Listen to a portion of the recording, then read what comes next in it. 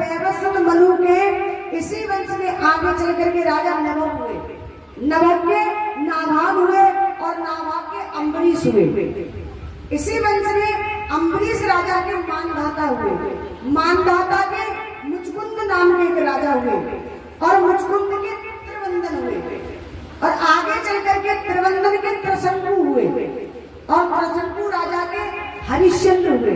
हरिश्चंद्र को सब जानते ना, ये सूर्य वंश के थे। हरिश्चंद्र हुए और हरिश्चंद्र के इसी वंश में आगे चल करके राजा विचित्र हुए और विचित्र के बाहु हुए।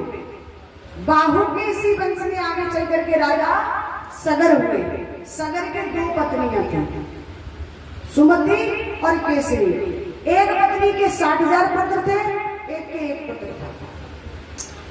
वैसे तो वर्णन आता है कि उसने एक मांस के पिंड को जन्म दिया, मंत्र की शक्ति के प्रभाव से उसके टुकड़े किए गए, तब जाकर के 60,000 पुत्र हुए।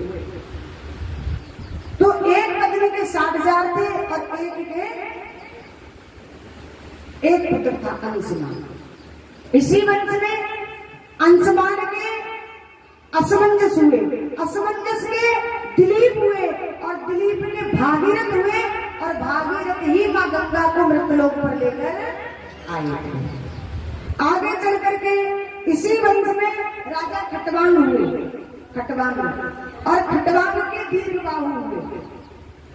इसी वंश में दीर्घबाहु के राजा रघु हुए और रघु के अज हुए और अज के ही दशरथ हुए। दशरथ के पिता का नाम क्या नाम था? राजा अज। अज के दशरथ हुए और दशरथ के 4 पुत्र हुए, राम, लक्ष्मण, भरत और शत्रुघ्न।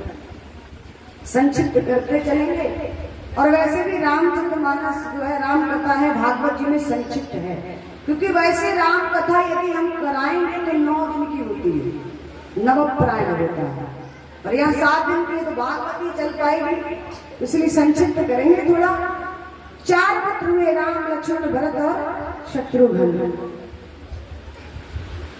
अयोध्या में जन्म हुआ, खेले कूदे बड़े हुए, गुरुवर में नामकरण संस्कार किया उनका और महाराज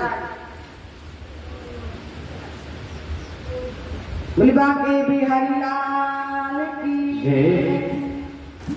चारों भाइयों का विवाह जनकपुर से हुआ और विवाह करके प्रेम पूर्वक कुछ समय तक घर रहे। पिता की आज्ञा का पालन करते हुए राम, लक्ष्मण और मां जानकी तीनों वन चले गए।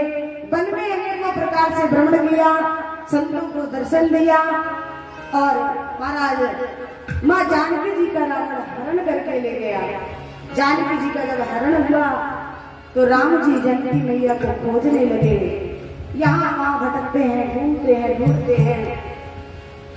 राम जी ने आगे चल करके सबरी मैया के आश्रम पर प्रभु गए। सबरी मैया को 9 प्रकार की भक्ति का ज्ञान दिया और सबरी मैया से पूछते हुए भगवान सुग्रीव के पास पहुंचे। सुग्रीव से प्रभु ने मित्रता की और मित्रता करने के बाद में फिर समुद्र पर पुल बांधा, सेतु बांधा और सेतु बांध करके भगवान ने लंका पर चढ़ाई की, रावण का वध किया और वध करने के बाद मां जानकी जी को लेकर के पुनः अयोध्या में आ गए। संक्षिप्त राम कथा कहने लगे, ये मैंने आपको संक्षिप्त छोटा करके छोटे रूप में मैंने आपको राम कथा श्रवण कराई। अब मैं कृष्ण के जन्म की कथा कहूंगा कि भगवान कन्हैया ने किस वंश में जन्म लिया। कहने लगे, राजन, भगवान कन्हैया ने चंद्रवंश में जन्म लिया और चंद्रवंश का